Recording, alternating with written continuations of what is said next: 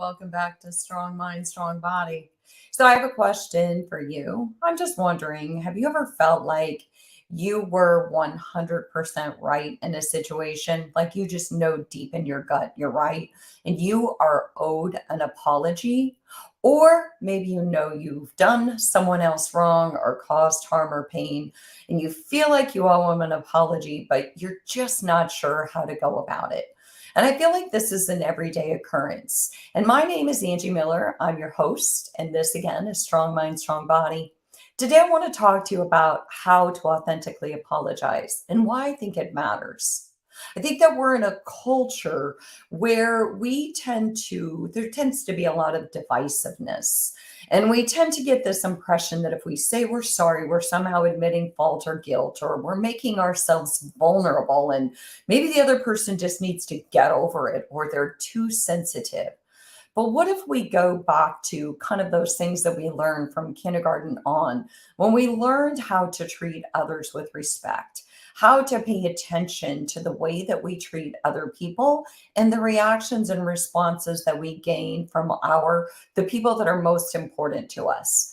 So today I want to talk about apologies. When we say things we regret, or maybe we fall short on our commitments, or we inflict pain on another person, whether we meant to or not. Authentic, humble apologies have the power to heal and mend and build bridges. But those that lack accountability can cause even deeper harm. So I think learning how to apologize is such a powerful tool for all of our relationships, whether they're personal or professional. I think they strengthen bonds and build trust. So that's what I want to talk to you about today. And I think you're going to enjoy this episode. And I truly hope you get something out of it. So, Harriet Lerner, I'm a big, big fan of hers. She's a renowned psychologist and she's also a best-selling author. She's devoted a lot of her work to apologies, how we should do them, why they matter, and why some people just won't give us an apology, no matter how deserving we feel we are. So years ago, I think it was back in 2017 when it first came out, I downloaded Harriet's book, Why Won't You Apologize? Healing Big Betrayals and Everyday Hurts. And I also recently listened to her TED Talk called Why Won't He Apologize? And I think both of them are really, really amazing. Because when it comes to apologies, there are those that we're owed or feel we deserve, and then there are those that we owe to others. So, in other words, sometimes we want an apology from another person because they caused us harm or they inflicted pain. And sometimes we need to give that apology because we inflicted pain, again, intentional or not. But apologies, as a rule, are very emotionally loaded. It can be difficult if you feel you're owed an apology and it's not forthcoming because it can cause so much resentment. Those are those things that you feel like you're owed an apology and you wake up at 3 a.m. and you start ruminating and you play that recording over and over in your head of why won't he say he's sorry or why won't he admit that he's wrong? And if it's not forthcoming or if it's given in an inauthentic way, again, it can double down on the pain. And if we do give an apology, but we don't do it meaningfully, again, we can double down on the pain. So in Harriet Lerner's TED Talk, she talks a lot about when we feel we're owed an apology. So she says in her TED Talk that if we're seeking an apology due to a hurt or a pain that someone else has inflicted, if we say the words, "What's wrong with you?" those are four words that are sure to drive the conversation south. So it might sound something like, I can't believe you forgot to pick up the dry cleaning. What's wrong with you?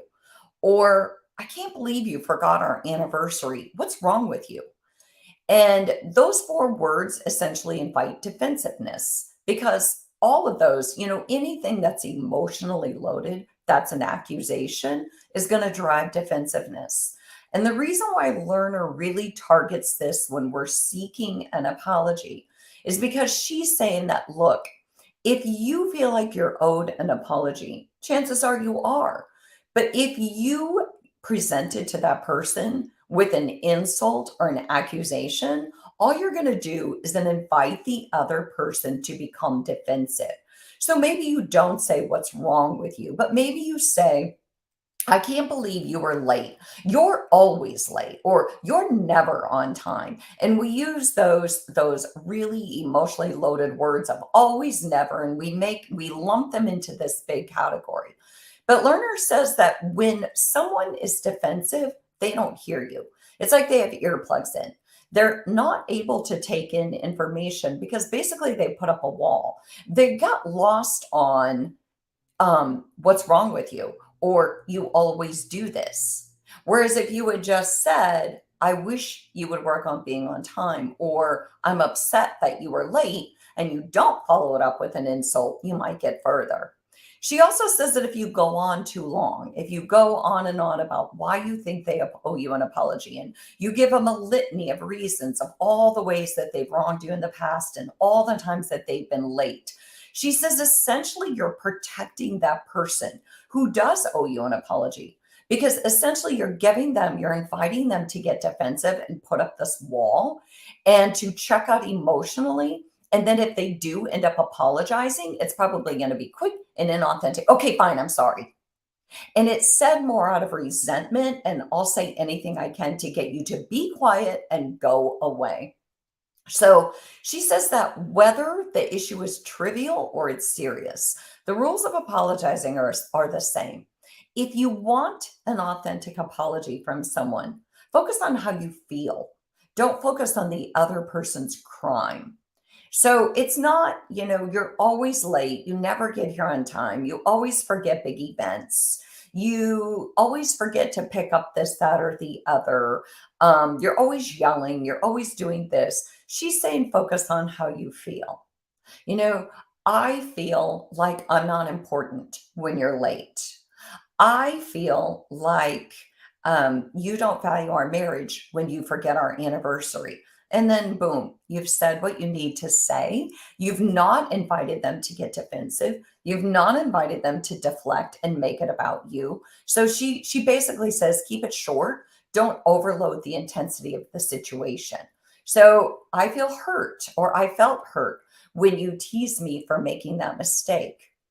So then she says that if you are the one who needs to apologize, then again, it's up to you to drop the defensive stance. Listen carefully. Listen for how that person feels. Listen for how your words or actions made them feel. Listen for the pain that you may have inflicted, even if you don't mean to.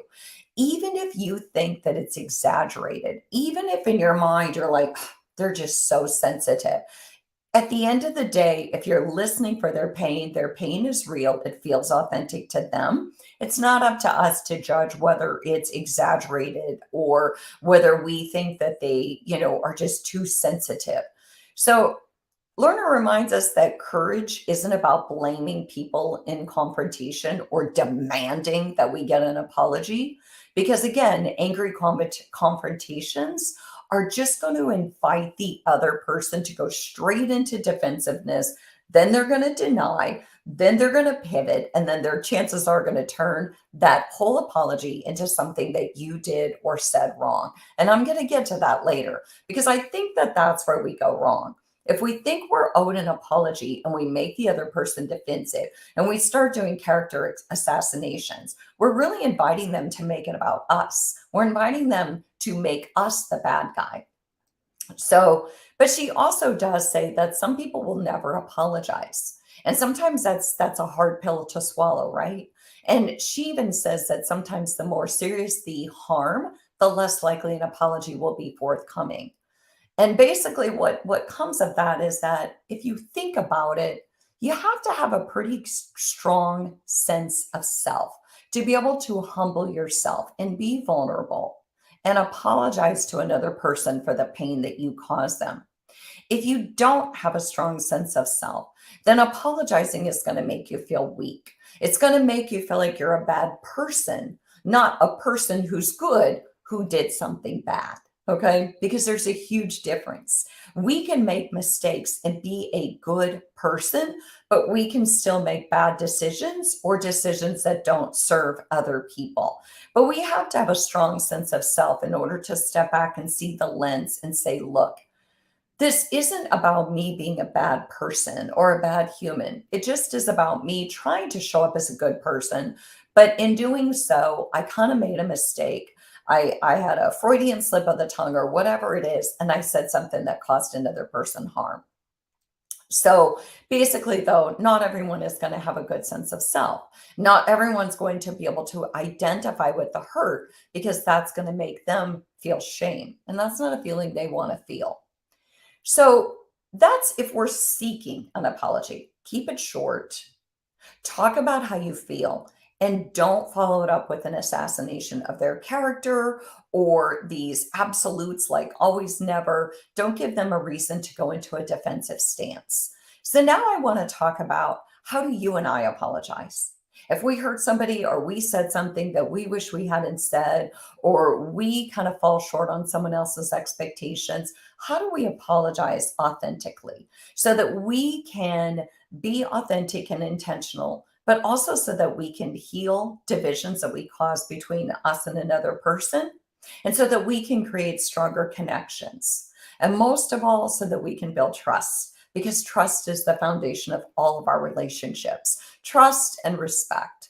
So, again, I'm Angie Miller. This is Strong Mind, Strong Body. I'm talking about authentic apologies, why we should give them, how we can ask for them, and why they matter in our most important relationships, personally and professionally. So, I have 7 ingredients that I want to share with you that are ingredients to an authentic apology. And these are adapted from learners' work. So, we're going to build a recipe together, and it's going to be a recipe for how to apologize. And these are the ingredients that I think we all need to consider. I'm sure there are many, many more, but I'm going to focus on these for today. So, number one, if we're going to apologize, our apology should not include the word but. Okay. I'm sorry I yelled at you. That's it. However, if we say, I'm sorry I yelled at you, but you really upset me, that's a hard no. Or, I'm sorry I was late. Okay. Or, I'm sorry I was late, but you know what? There was a lot of traffic and I can't control traffic. That's a hard no. But is a qualifier. It's a way to shift responsibility to the hurt party or to some unforeseen circumstance out in the universe that allegedly caused a situation to happen. So, but is a qualifier, and it's essentially saying, I'm sorry I hurt you, but if you hadn't done this or you hadn't said that, then I wouldn't have said what I said. So it's not really a true apology. It's blame shifting. It's shifting responsibility and ownership to the party that you hurt. You did such, and so I just responded. But at the end of the day, we're all responsible for what we say and do. We're not a puppet on a string, and we don't just go around the world and react to everyone else. We hold our own strings, and we're responsible for how we navigate the world and what we say and do, in spite of what other people say and do. Right? It reminds me of like when you were a kid and the old saying of well, if your friends jumped off a bridge, are you going to jump off a bridge? Well, no, because we're not always just going to react to what other people do. So number two, if you're going to apologize, your apology should keep the focus on your actions and not on how the other person responded. So your apology keeps the focus on your actions, not on their response. So I'm sorry I called you stupid. I hope no one ever does that, but I'm sorry I called you stupid. Yep, that's an apology. I'm sorry I called you stupid, but I really think you're too sensitive because I was just kidding. So that's a qualifier, but it's also about the other person getting upset. So it's like, well, are you sorry? Because I'm pretty sure you just said you're sorry, but you're really not sorry. Because if I weren't, quote, sensitive, then I wouldn't have been upset. And you could have just called me stupid and it would have been no big deal. So this is where you make it about the other person being too sensitive, or maybe they don't get it, or, they're the ones who brought up the situation in the first place. So keep the focus on your actions, not on how they responded. Okay. I'm sorry I was late, but I don't think that you needed to get all upset about that. Well, how about just, I'm sorry I was late? And then if the other person wants to apologize for maybe they feel like they did overreact, then you're giving them an invitation to do so. So maybe it's, I'm sorry I teased you for not knowing the answer to that question. I didn't know you were so sensitive. Ooh, ouch. That's the one that wakes you up at 3 in the morning and you're like, you know what? That was a backhanded apology. They really made it about me being sensitive and not the fact that they teased me. So that's turning what you did into someone else's flaw. And it's saying that the problem isn't the teasing, the problem is that they're sensitive. So remember my energy vampires episode that I did a few weeks ago? I talked about energy vampires like the bullying and the gaslighting, and that's kind of what that is, right? It's not about what I did, it's the fact that you're sensitive or you can't take a joke. That's what gaslighters do. That's a lot of what bullies do. It's not about what I did. It's you. You just need to fix yourself. So it's really about shifting accountability. So number three, if you're going to apologize, it should include an offer of reparation. So an offer to repair the situation. I'm sorry I was late to pick you up, and I made us miss the first half of the movie. I'd like to make it up to you. And I'd like to either take you to another movie if that's what you would like, or I'd like to take you to the same movie again so that we can catch the beginning and see the movie all the way through. Boom. Okay. Number four, your apology, if you're going to give it, should not get caught up in who's to blame or who started it. That's the ultimate pivot if you think about it.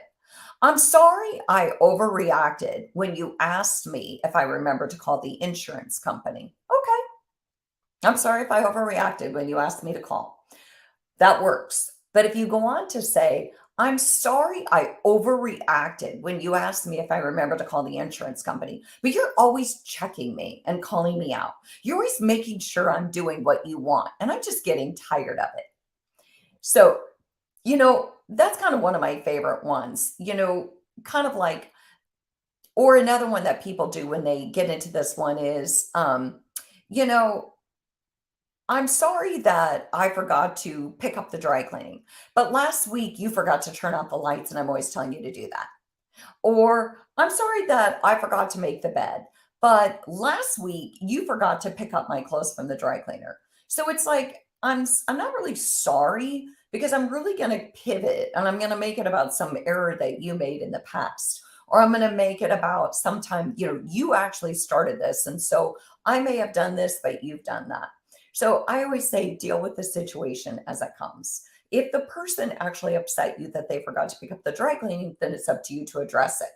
But if that same person comes to you next week and says, you know what, I feel hurt that you forgot our anniversary, then it's up to you to apologize for the anniversary. It's not about all the past baggage. Maybe you can come up or talk about the dry cleaning later.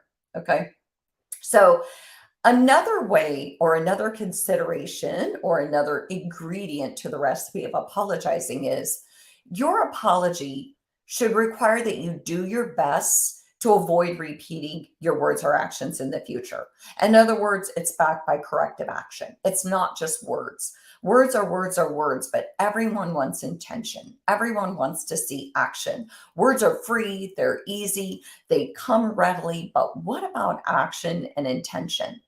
So maybe someone says, I'm sorry I keep overreacting and getting angry. Okay.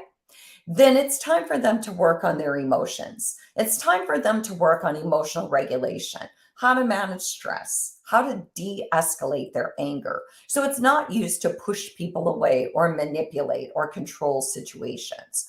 Or, I'm sorry I didn't turn that project in on time. I will have it to you by 5 p.m. today.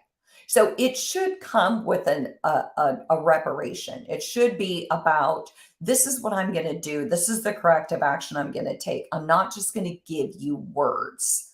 So another thing, another ingredient to a really good authentic apology is it should not serve to silence. And another way I think about this is it shouldn't be manipulative. So something like in the instance of yelling. I've already apologized for yelling at you. Let it go already. You're being too sensitive or you're being too demanding. But how about, or another one, I've already apologized. And if you don't stop talking, I've already apologized. And if you don't stop talking about it, I'm going to get angry. So that's another threat to silence and control the conversation and the other person. So your apology should be said truly and authentically, not to silence the other person, not to say, okay, I've already apologized, so let it go. Boom. It's their responsibility now. You've done your part. Now it's up to them just to forgive and forget. And that's not really the way apologies work. Or it's not like, okay, I've apologized, so now you need to take it or you're going to get me mad again. That doesn't work, right? So last but not least, and that goes again with the one that I just talked about, your apology should not ask the party that you hurt to do anything. It shouldn't even ask them to forgive you. So, for instance, I said I was sorry for yelling at you, and now it's up to you to forgive me and move on. It's over. That's a hard no. Because the other person might need more time. They might need more emotional space. They may need to determine with time, do your words actually match your actions? Are you going to put intention into your apology and make good on it? So, again, I'm Angie Miller and I'm talking about authentic apologies. And I talked about how you request an apology, which is essentially to request it by talking about your feelings and to not load it with insults. And then I gave you some tips for how to give an authentic apology. And just to review those, make sure your apology doesn't include the word but. Make sure your apology focuses on your actions and not how the other person responds. Make sure that your apology includes an offer to repair the situation. Make sure your apology does not get caught up in blame, who started it or who's to blame. And make sure your apology does something that offers corrective action. Something that says, I'm not just going to give you words, I'm also going to back it up with my actions. Make sure that your apology doesn't silence others through manipulation. And make sure that your apology does not have an expectation loaded with it, as in, you have to forgive me because I said I was sorry. So at the end of the day, apologies are challenging, but they help us build bridges that connect us to others. And they help us make amends for the pain that we caused. They allow us to gain trust and respect of others. And they don't make us weak. They just take courage and commitment to ensure that we show up as the best version of ourselves. And we take responsibility and ownership when we slip, because it's part of the human experience. And apologies make us better humans. So thank you so much for joining me on Strong Mind, Strong Body. I hope I see you next week. And do let me know if you have any thoughts or input on this episode or on a future episode. I'll see you next week.